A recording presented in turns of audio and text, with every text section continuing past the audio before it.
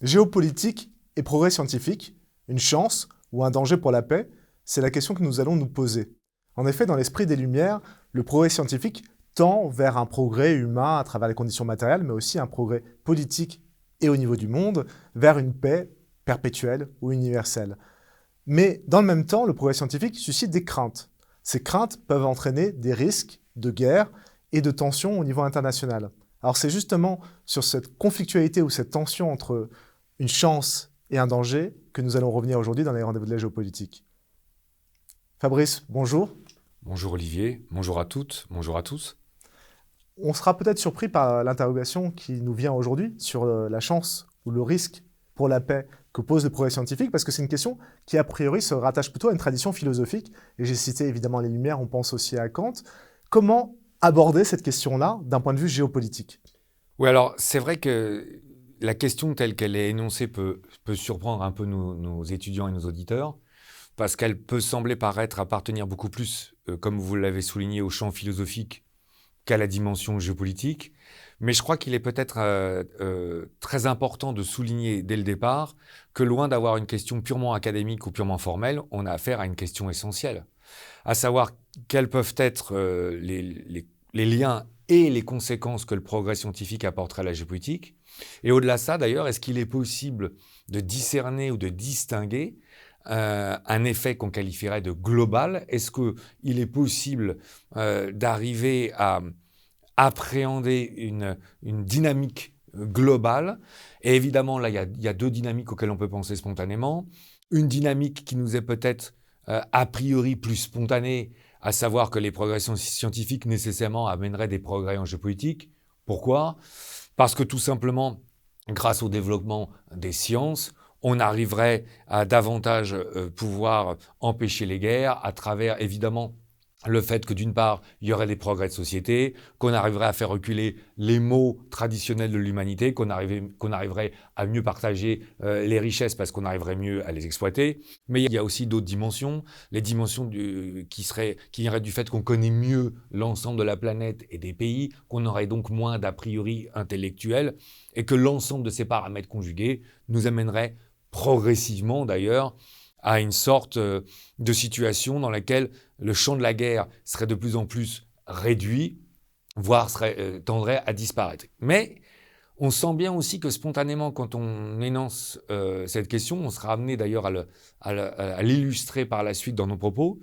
Vous avez utilisé le terme d'anxiogène, il me paraît très très fort. On sent bien que c'est pas aussi évident ou définitif que ça, parce qu'on sent bien aussi que les progrès scientifiques immanquablement vont donner une puissance de destruction supplémentaire, vont donner des moyens d'intervention par des forces de projection qui vont permettre d'atteindre des territoires qui jusqu'alors étaient inatteignables, et que, indépendamment de cette force de destruction et que cette capacité à se projeter davantage, on a des progrès scientifiques qui pourraient aussi aiguiser la compétition. Donc finalement, on se retrouve bien avec une question fondamentale, surtout que, comme on va s'en rendre compte, elle se pose peut-être encore avec plus d'acuité dans l'actualité. C'est juste ce que vous dites, c'est vrai que dans un premier temps, on a le sentiment que le progrès technique a suscité une forme d'euphorie ou d'optimisme, notamment avec les Lumières, puis un mouvement anxiogène qui est lié aussi, bon, évidemment, au cours de l'histoire et des événements, mais aussi avec une accélération des progrès technologiques qui ont créé un sentiment anxiogène du fait de la rapidité de ce mouvement qui était difficile à assimiler. Et donc, en géopolitique, c'est important de pouvoir assimiler justement les changements. Oui, alors là, il y a en plus 3 exemples qui nous montrent que dans la période contemporaine, on a cette question qui revient vraiment de façon fondamentale en géopolitique. Le premier parmi ceux-ci va peut-être être un peu surprenant, puisque c'est un exemple qu'on va tirer plutôt sur des modalités culturelles ou à travers un exemple cinématographique. Et là, je pense spontanément au film Oppenheimer qui a connu un grand succès en 2023. Parce que ce qui est très intéressant dans ce film, donc c'est bien sûr le fait qu'on utilise l'énergie nucléaire d'abord à des fins militaires et qui vont amener les destructions catastrophiques d'Hiroshima et de Nagasaki. Et quand on voit ce film, finalement, il y a une séance ou une séquence qui est assez représentative on va dire, de l'hésitation du débat tel qu'on s'efforce de le dresser là devant nos auditeurs. À savoir, on a l'acteur qui joue Oppenheimer qui rentre dans une salle d'amphi. Je trouve que c'est un moment qui est très très fort. Il rentre dans une salle d'amphithéâtre et on est dans une université. Et donc évidemment, y a-t-il un lieu plus dédié à la connaissance, au savoir, et je serais tenté de dire à la sagesse, qu'une salle d'amphithéâtre dans une université? Et on est quelques temps après le fait qu'on ait lâché 2 fois la bombe. Et la réaction spontanée de l'ensemble du public, quand Oppenheimer rentre, c'est qu'on lui accorde une standing ovation. Et je vous prie de croire qu'à ce moment-là, j'ai bien regardé la réaction de la salle, et on sent tout d'un coup une sorte de, crispation devant cette réaction qui a vraiment existé et dont on voit bien à quel point elle est incongrue, car on voit bien que là, le progrès scientifique a amené un des pires désastres humanitaires dans l'histoire du monde. Donc là, on voit bien que déjà, c'est assez intéressant, ce vecteur culturel nous ramène cette question, et j'insisterai tout à l'heure sur le fait qu'elle nous la ramène d'autant plus que la question des armes nucléaires est en train de se reposer à nous. Alors après, il y a quelque chose de beaucoup plus concret ou immédiat en géopolitique, il y a la guerre en Ukraine. Parce que, comme on a eu l'opportunité de l'évoquer dans une de nos séances précédentes, dans le cadre de cette guerre en Ukraine, il y a une nouvelle technologie ou des armes qui sont beaucoup plus utilisées qu'auparavant. On pense notamment aux drones.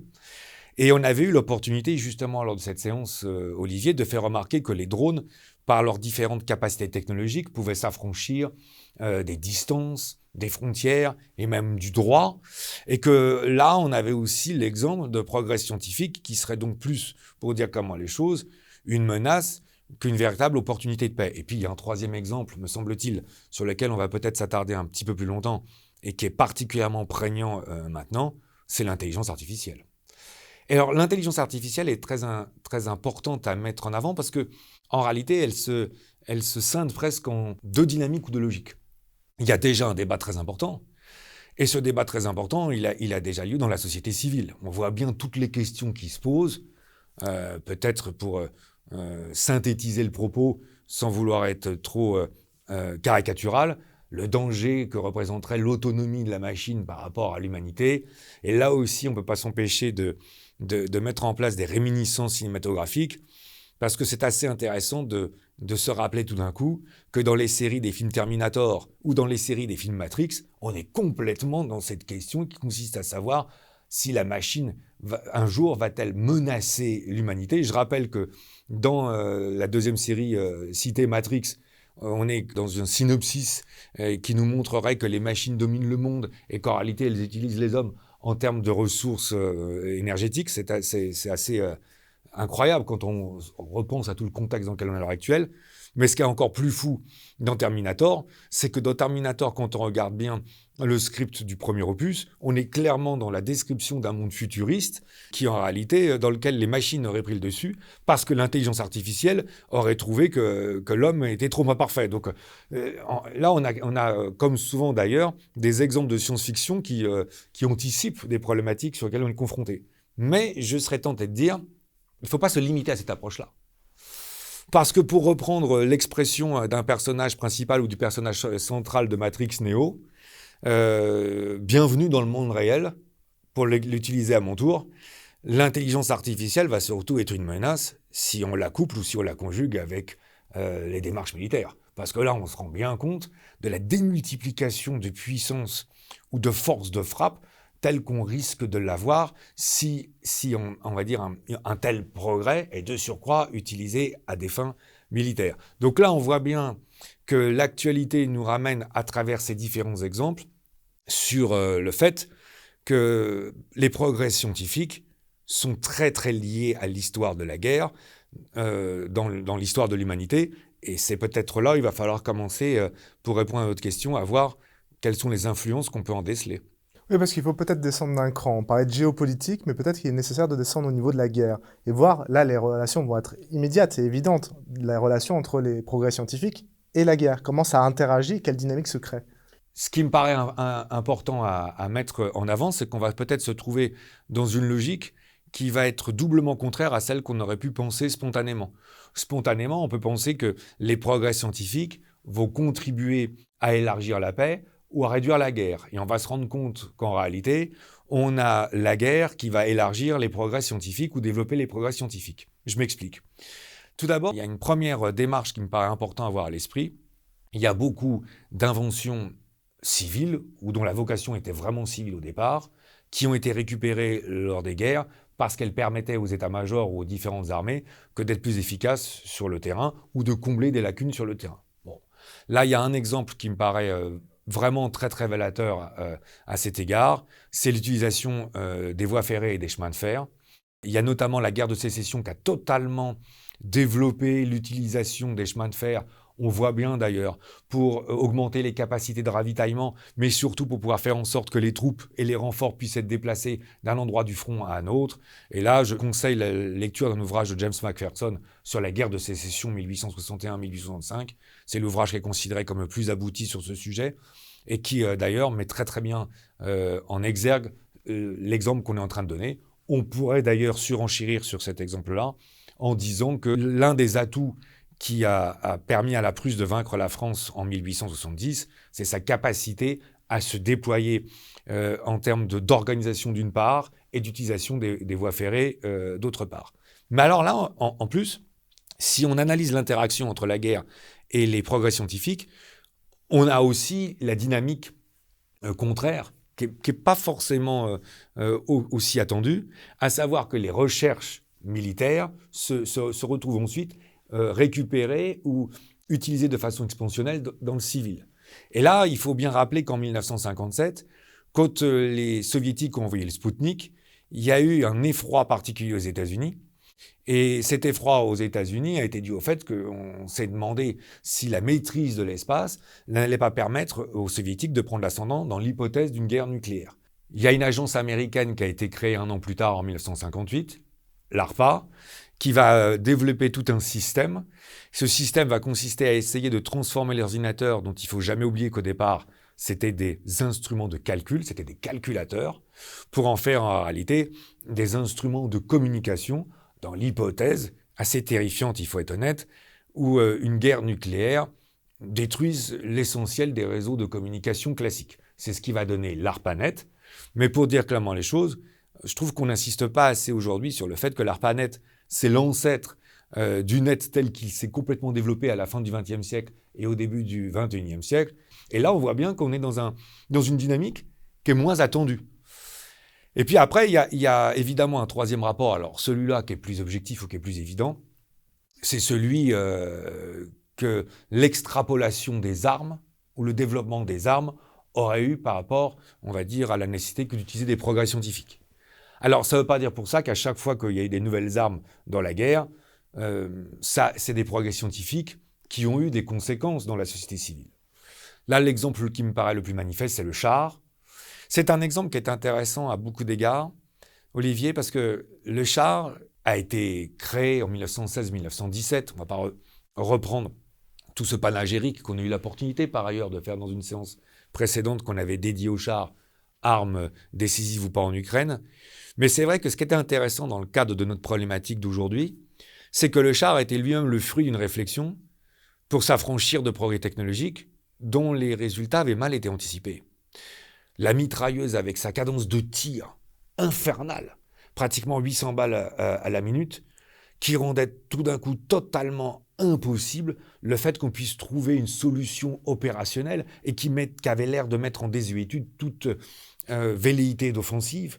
D'autant plus qu'on couplait cette mitrailleuse à une artillerie qui était de plus en plus moderne, parce qu'on remplaçait le fait qu'on mette un boulet dans la gueule du canon par le fait qu'on charge de façon beaucoup plus rapide et efficace l'obus par la culasse.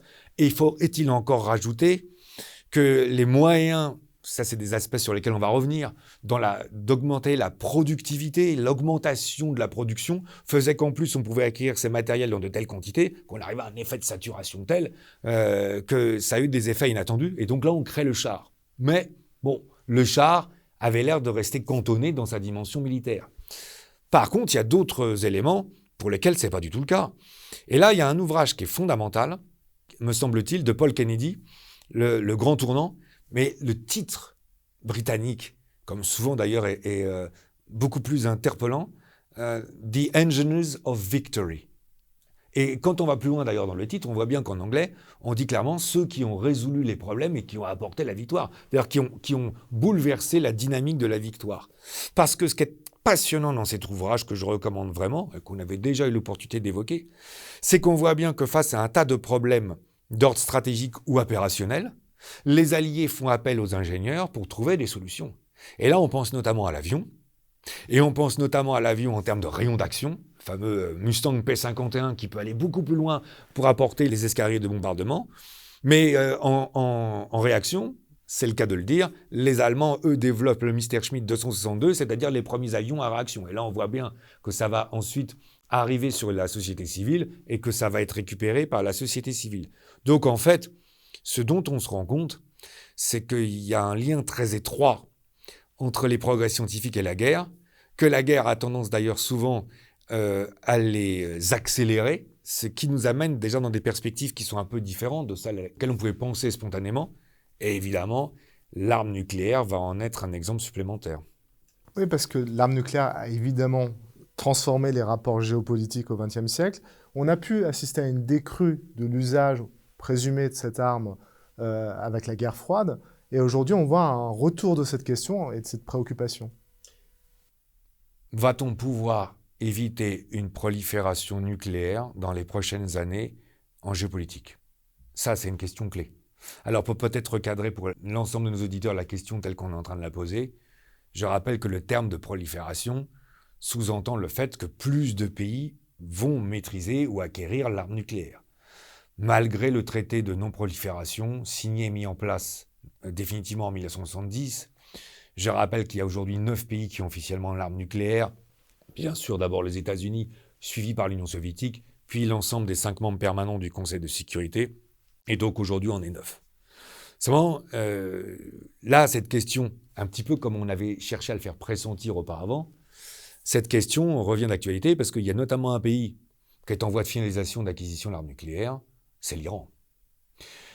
Et ça nous amène sur une question de prolifération qui va d'ailleurs nous rattacher à notre sujet, parce que je rappelle que l'Iran est chiite, et là on comprend bien spontanément que si dans la région du Proche et du Moyen-Orient, l'Iran se met définitivement à acquérir l'arme nucléaire, il ne peut y avoir qu'une réaction, là aussi serait-on tenté de dire, de pays sunnites, comme l'Arabie saoudite ou comme l'Égypte, qui ne peuvent pas accepter que dans la région, le seul pays musulman qui ait la force de frappe nucléaire militaire soit chiite. On comprend bien que là, il va y avoir un effet d'entraînement que la Turquie va certainement également suivre, car on comprend bien que du point de vue turc, il n'est pas possible de ne pas envisager l'idée que pour ce pays, lui aussi, d'avoir l'arme nucléaire. Ce point est important et, me semble-t-il, il nécessite peut-être de le prolonger davantage. Pourquoi ? Parce qu'en plus, comment empêcher des pays d'acquérir l'arme nucléaire ? Et d'ailleurs même, comment le justifier ? Comment justifier que certains aient l'arme nucléaire ? Et comment justifier que d'autres ne l'aient pas ? Alors évidemment, on voit bien que ceux qui l'ont ont tendance à appuyer sur des arguments qui consisteraient à dire qu'il vaut mieux éviter que trop de pays l'aient. C'est pas totalement convaincant. On comprend bien aussi qu'il est mis en avant par les grandes puissances. Ça, c'est encore moins convaincant pour les autres puissances qui souhaitent acquérir l'arme nucléaire, que cette arme ne devrait être finalement autorisée que pour les seules grandes puissances géopolitiques. À mon sens, c'est un argument qui ne peut faire qu'exacerber davantage les pays qui ne l'ont pas. Mais finalement, ça nous ramène à une question plus large. Peut-on, dans l'histoire de l'humanité, me citer un seul exemple dans lequel on a pu empêcher qu'un pays soit en train d'acquérir une arme, quand bien même elle aurait été développée par un de ses voisins ou un de ses concurrents? Moi, j'ai tendance à considérer que l'arbalète finit toujours par succéder à l'arc. Et là, je crois qu'on est bien en train de mettre en évidence, sur ce point en particulier, que ça va être un des sujets majeurs auxquels les jeunes générations vont être confrontées à l'avenir. On est remonté du niveau guerrier au niveau géopolitique. Et si on poursuit cette question des effets du progrès technologique ou scientifique sur la géopolitique, on peut mesurer d'autres dimensions, notamment, on en parlait par exemple avec Internet, le fait qu'on vive dans un village global, le fait que l'espace soit rétréci. Ça aussi, c'est un impact au niveau géopolitique. Oui, et c'est un impact en géopolitique et c'est un vrai lien évidemment avec les progrès scientifiques, puisque là, il faut aller au-delà des armes maintenant. Les liens entre progrès scientifique et la géopolitique nous amènent à comprendre qu'on a considérablement rétréci les distances et que des territoires qui auparavant étaient totalement inaccessibles sont aujourd'hui totalement presque voisins dans un monde qui est devenu très proche. Il faut bien comprendre quand même que pendant très très longtemps, il y a d'abord certaines régions du monde qui étaient totalement inconnues, on va y revenir, et d'autres qui étaient tellement loin qu'on pouvait penser que de toute façon, on ne pouvait même pas les appréhender dans une logique géopolitique.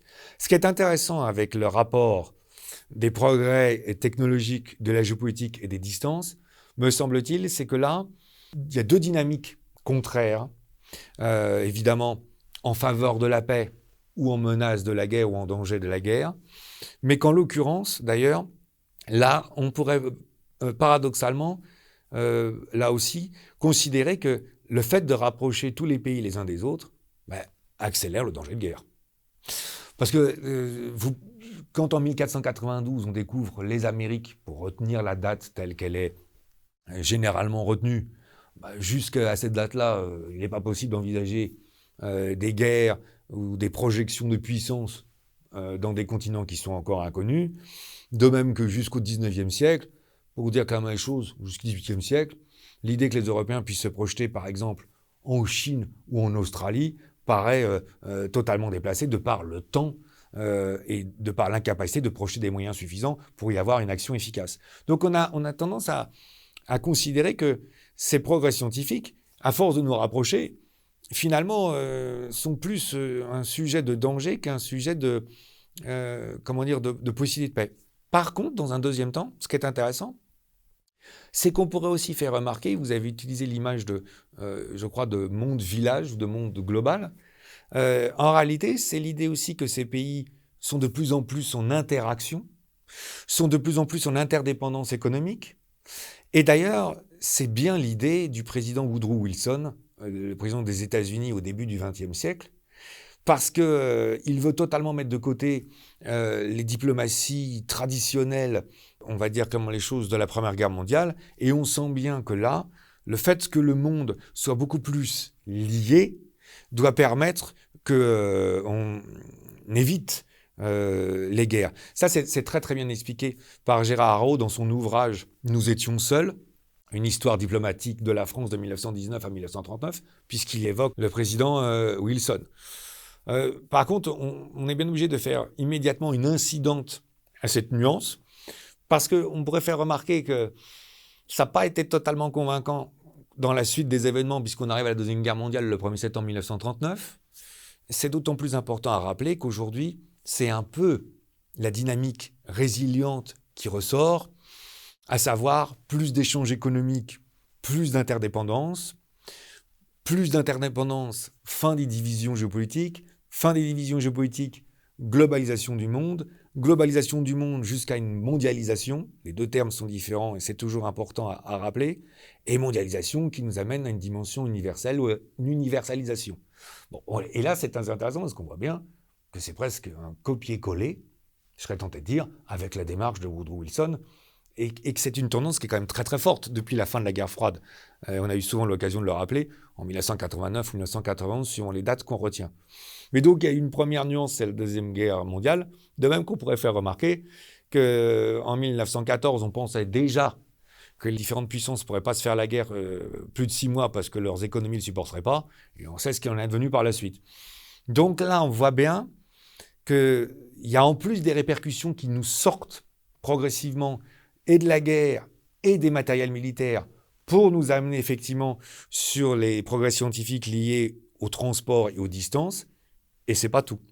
Oui, parce que si on poursuit cette idée qui est très dans l'esprit des Lumières, finalement, d'une paix universelle, il y a aussi le progrès scientifique amène une meilleure connaissance de soi, une meilleure connaissance des autres, l'œuvre de la raison va contre les passions, les émotions, et là, on arrive aussi à un monde plus pacifié.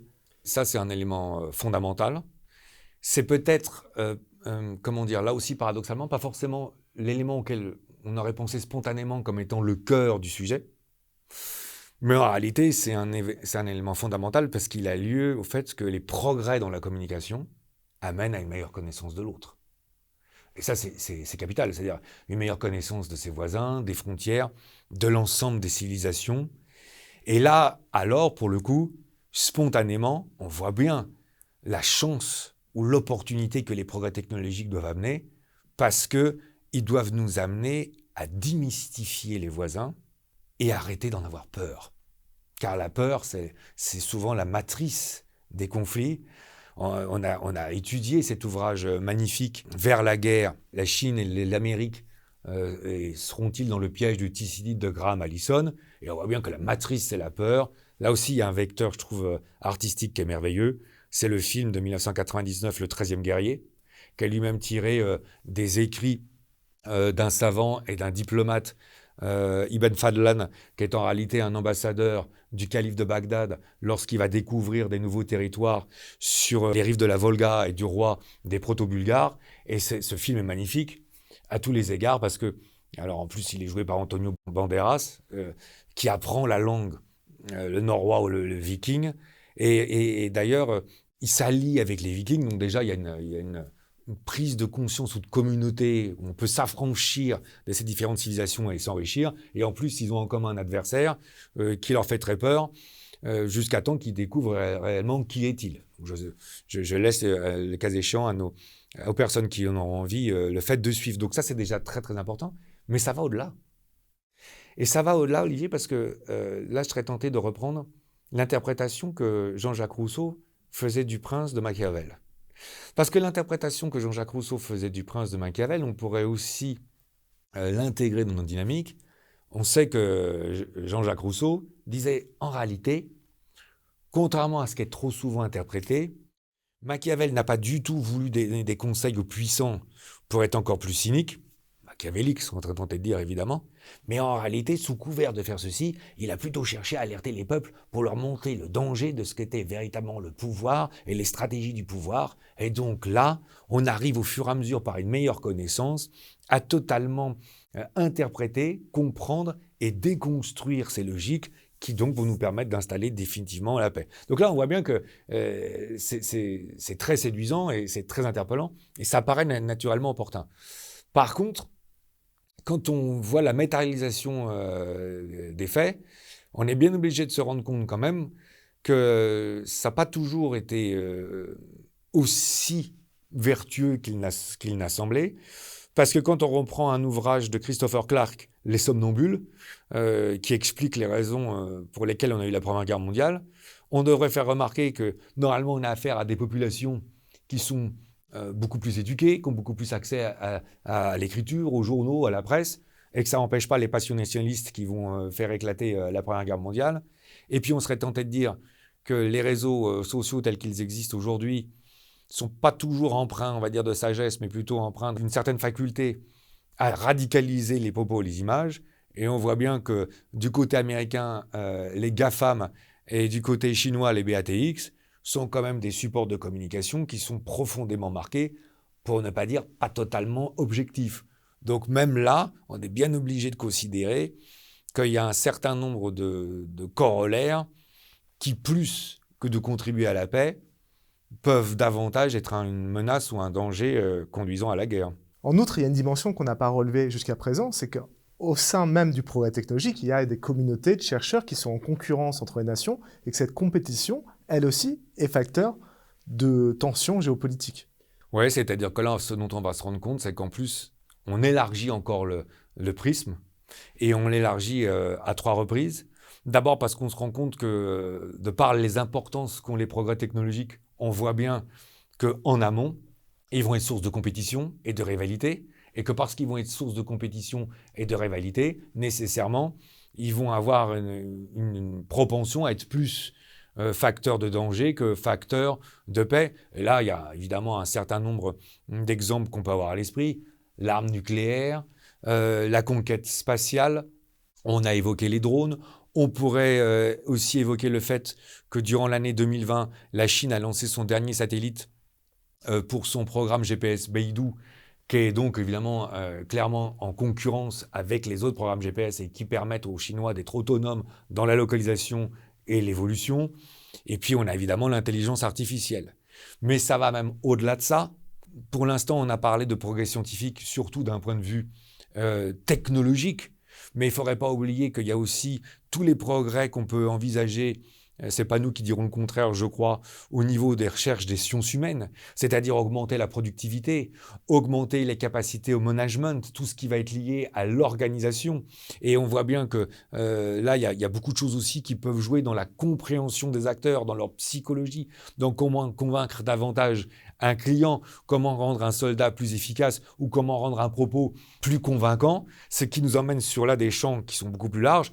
Et dans un troisième temps, on voit bien que ça a aussi des conséquences sur les compétitions entre les brevets sur lesquels il y a des luttes acharnées entre les États et sur l'acquisition d'ailleurs aussi des chercheurs.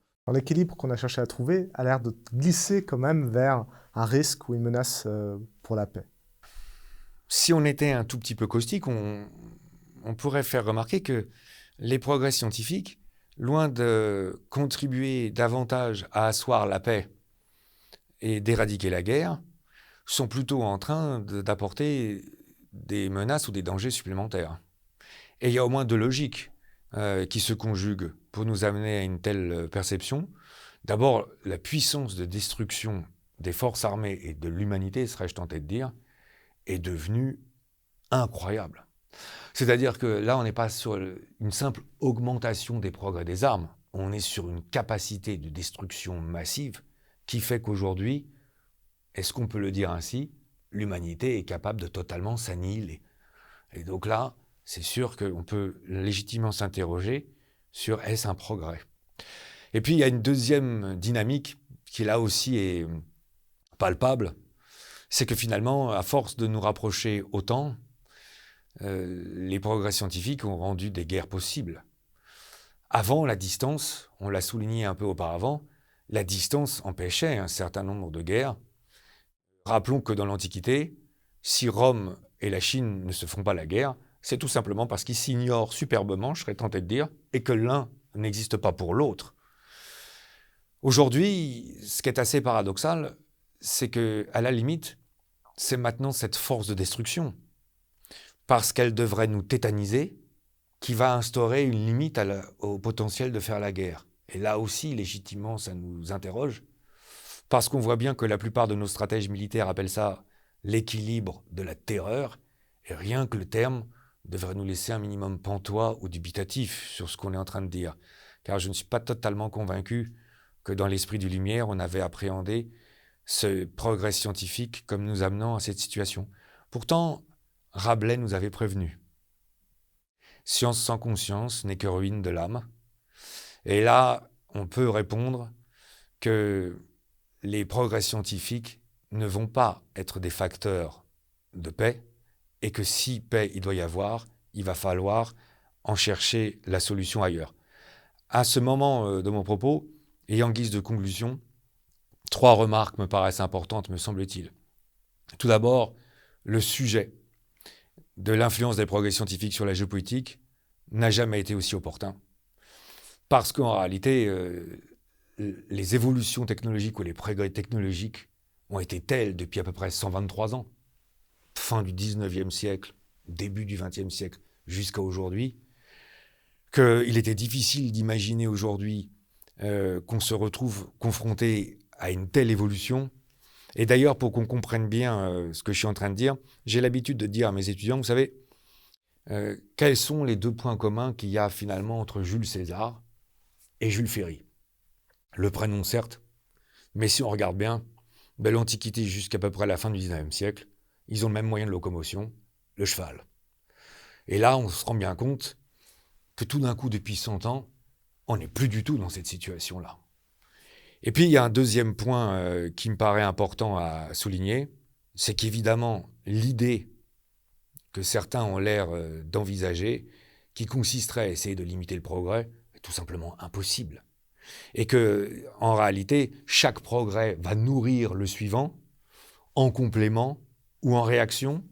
Et là, je ne peux pas m'empêcher de penser à un ouvrage peut-être inattendu de Jules Verne, De la Terre vers la Lune, parce que dans les premiers chapitres, il y a 2 chefs d'entreprise qui respectivement pendant la guerre de sécession dirigeaient les obus et les blindages, et on voit bien que chacun de l'un d'eux faisant un progrès attire nécessairement une réflexion et une recherche et un progrès chez l'autre, et donc on voit bien que là, on va avoir à faire une dynamique qui en plus ne risque de s'accélérer parce qu'elle va s'auto-nourrir elle-même. Ce qui veut dire que la troisième remarque, à mon avis, s'impose d'elle-même en géopolitique, sauf à espérer que le vœu émis par Rabelais puisse un jour dans l'humanité s'avérer juste, mais là, quelle évolution pour l'âme humaine, la paix va moins résider dans les progrès scientifiques que dans la compréhension de la géopolitique. Et en géopolitique, depuis l'Antiquité, pour avoir la paix, il faut un équilibre dans le rapport de force. Eh bien, en tout cas, nous allons tenter de continuer à éclairer les différents aspects de ce monde, et notamment le progrès technique, par la géopolitique. Merci Fabrice. Merci à vous. Nous voici donc arrivés au terme de ce nouveau numéro des Rendez-vous de la géopolitique. Merci à toutes, merci à tous de nous avoir suivis.